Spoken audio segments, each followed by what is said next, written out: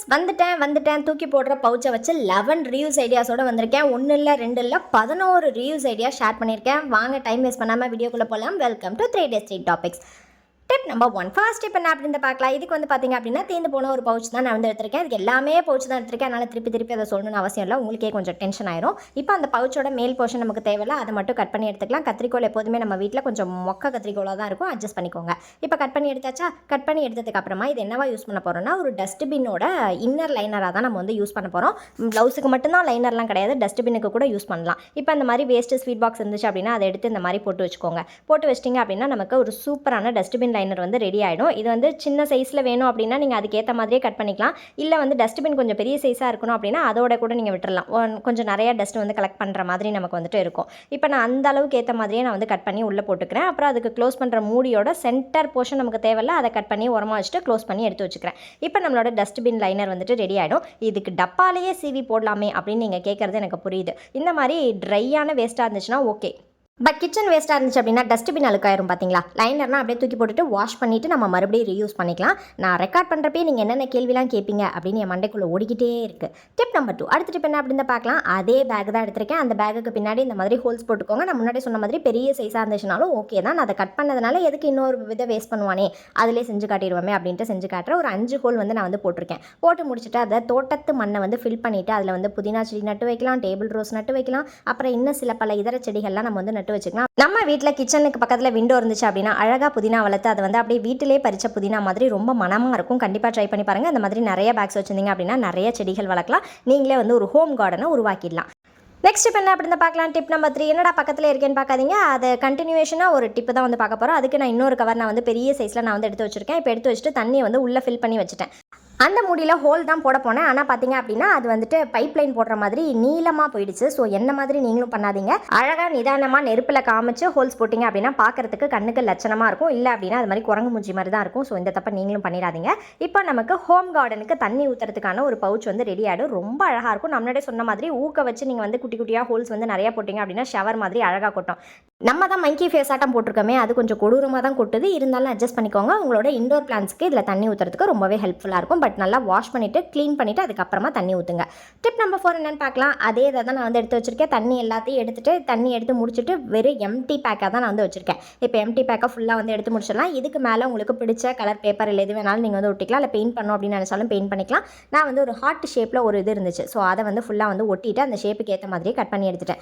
இதை நம்ம ஒரு பிக்கி பேங்காக தான் யூஸ் பண்ண போகிறோம். பிக்கி பேங்க்கில் என்னென்னமோ ஷேப் இருக்குது. பிக் மாதிரி இருக்குது, வாட்டர் டேங்க் மாதிரி இருக்குது. நம்ம கேன் ஷேப்பில் ஒரு பிக்கி பேங்க் செஞ்சுருவோமே. யார் நம்மளை கேள்வி கேட்க போகிறா சொல்லுங்கள். இப்போ அந்த காயின் போடுறதுக்கு இடம் வேணும் இல்லையா, அதுக்காக அந்த இடத்துல குட்டியாக வந்து கட் பண்ணிக்கிறேன். காயின் போடுற அளவுக்கு இருந்தால் போதும். பைசா போடணும் அப்படின்னு நினச்சாலும் நீங்கள் வந்து பணமாகவும் போட்டுக்கலாம். பட் நான் வந்து காயின் பவுன்ஸாக மட்டும் யூஸ் பண்ணிக்கிறேன். இந்த மாதிரி நீங்கள் வந்து காயின் போட்டு வச்சுக்கலாம். இதில் ஒரே ஒரு ட்ராபேக் என்ன அப்படின்னா காயின் ஃபுல்லாக ஃபில் ஆனதுக்கு அப்புறம் தான் நீங்கள் கட் பண்ணி எடுக்க முடியும். இடையில வேணாலும் கட் பண்ணி எடுத்துக்கலாம். பட் வந்து இப்படி குலுக்கிலாம் நம்மளால் எடுக்க முடியாது.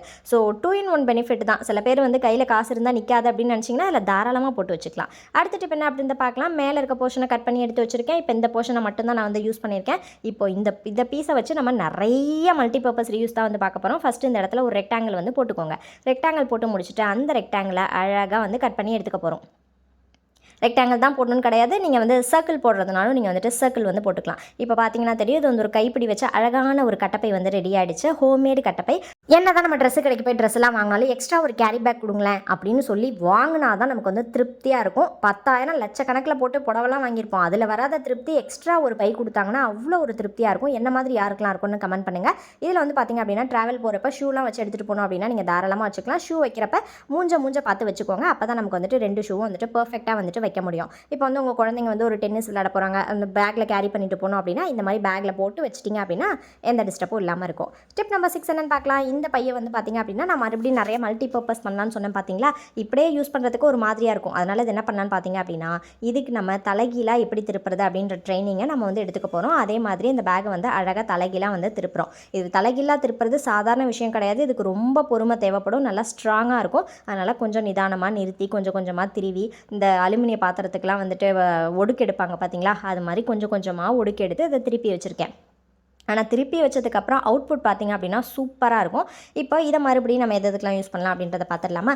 இப்போ 2 நாளாக எங்கள் ஊரில் மழை பெஞ்சிட்ருக்கு. ஸோ உங்கள் ஊரில் மழை பெய்யுதான்னு பாருங்கள். மழை பெஞ்சால் மட்டும்தான் குடை யூஸ் பண்ணணுமா என்ன?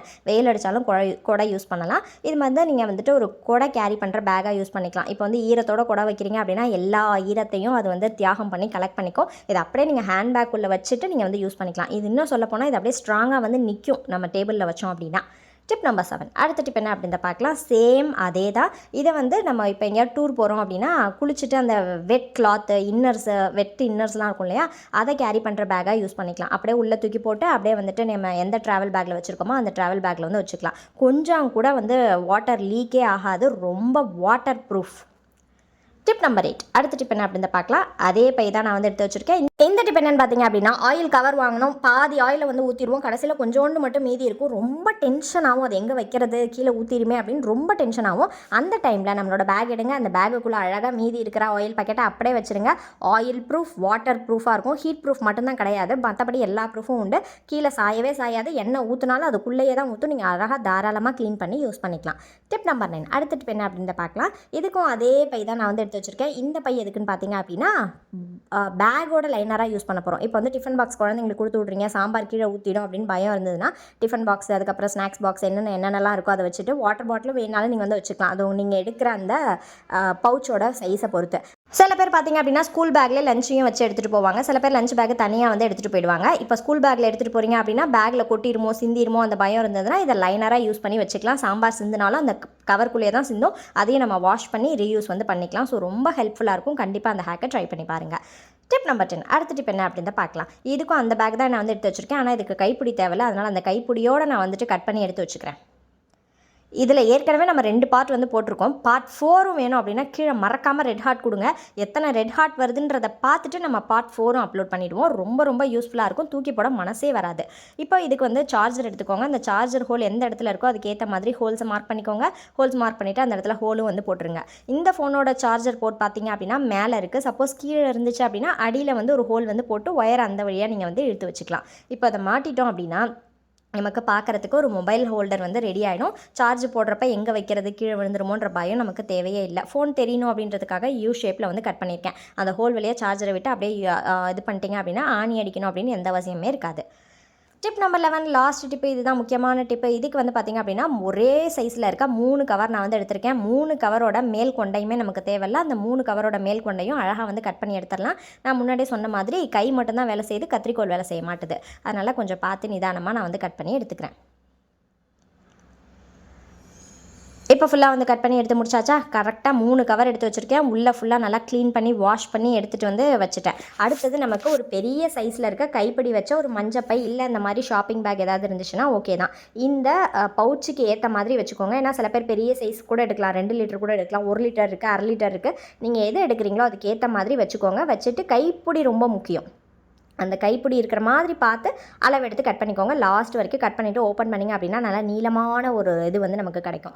இப்போ அந்த இது மேலே ஃபஸ்ட்டு இதை அட்டாச் பண்ணுவோம். அட்டாச் பண்ணிவிட்டு பஞ்சிங் மிஷின் வச்சு ஒரு ஹோல் போட்டுட்டு அந்த துணிப்பையிலேயே அந்த ஹோல் வந்து வர மாதிரி பார்த்துக்கோங்க. அப்புறம் அதுக்கு பக்கத்துலேயே ஒரு 1/2 இன்ச்சு கேப் விட்டு இன்னொரு ஹோல் போட்டுக்கோங்க. போட்டு முடிச்சுட்டு நான் வந்து டேக் தான் நான் வந்து எடுத்திருக்கேன். டேக் உங்களுக்கு வேணாம் அப்படின்னா நீங்கள்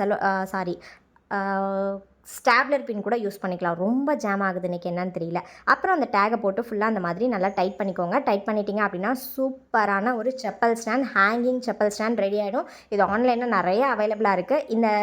இந்த பவுச் வந்து ஒரு மாதிரி இருக்குது வேணாம் அப்படின்னு நினச்சிங்கன்னா நான் முன்னாடியே சொன்ன மாதிரி நீங்கள் ரிவர்ஸ் பண்ணிவிட்டு அதுக்கப்புறம் யூஸ் பண்ணிக்கலாம். ஒயிட் கலரில் தான் இருக்கும் உங்களுக்கு பார்க்குறதுக்கு. பட் நான் வந்து சும்மா ரஃப்யூஸ் தானே பண்ண போகிறோம் அப்படின்றதுக்காக நான் அப்படியே வச்சுட்டேன். கலர் பேப்பர் வேணும் அப்படின்னாலும் கலர் பண்ணிக்கலாம். கீழே இருக்கிற கைப்பிடி நமக்கு தேவையில்லை. அதை கட் பண்ணி தூக்கி போட்டுருங்க. 3 பையும் கேப் விட்டு அடுக்கிக்கோங்க. அடுக்கி அதே மாதிரியே டேக் போட்டு ஃபுல்லாக கட்டி முடிச்சதுக்கப்புறம் நம்மளோட ஆர்கனைசர் வந்து ரெடி ஆகிடும். இப்போ பாருங்கள், நான் வந்து ஹேங் பண்ணி காமிச்சிருக்கேன். இந்த மாதிரி ஒரு ஆணியில் உங்கள் வீட்டு வெளியில் வந்து மாட்டி விட்டுட்டிங்க அப்படின்னா பார்க்குறதுக்கு ரொம்ப நீட்டாக இருக்கும். குழந்தைங்களோட ஷூலாம் வெளியில் இருந்துச்சு அப்படின்னா அதில் பூச்சி, பாம்பு குட்டி, இன்னும் என்னென்னமோ குட்டிகள்லாம் வரத்துக்கு வாய்ப்பு இருக்குது. இது மாதிரி நீங்கள் மாட்டிட்டிங்க அப்படின்னா எதுவுமே வந்துட்டு வராது. செப்பல் வைக்கிறப்ப இந்த பக்கமும் பார்த்த மாதிரி வைங்க. அப்போ தான் உள்ளே வந்து கம்ஃபர்டபுளாக நமக்கு வைக்க முடியும். இல்லைனா இடம் பத்தாத மாதிரி இருக்கும். இது மாதிரி வச்சிங்க அப்படின்னா ஈஸியாக இருக்கும். ஸோ இந்த 11 டிப்ஸும் உங்களுக்கு ரொம்ப பிடிச்சிருக்கும், யூஸ்ஃபுல்லாக இருக்கும் அப்படின்னு நினைக்கிறேன். இன்னொரு இன்ட்ரெஸ்டிங் வீடியோவில் மீட் பண்ணுறேன். வேறு எதை வச்சு ரீயூஸ் போடலாம் போடலாம். இல்லை குழந்தைங்களுக்குலாம் ஸ்கூல் லீவ் விட்டாங்க, ஏதாவது இன்ட்ரெஸ்டிங் கிராஃப்ட் வச்சு போடலாமா அப்படின்னு கீழே மறக்காமல் உங்களோட ஐடியாவை கொடுங்க. இன்னொரு வீடியோவில் மீட் பண்ணுறேன். தேங்க்ஸ் ஃபார் வாட்சிங்.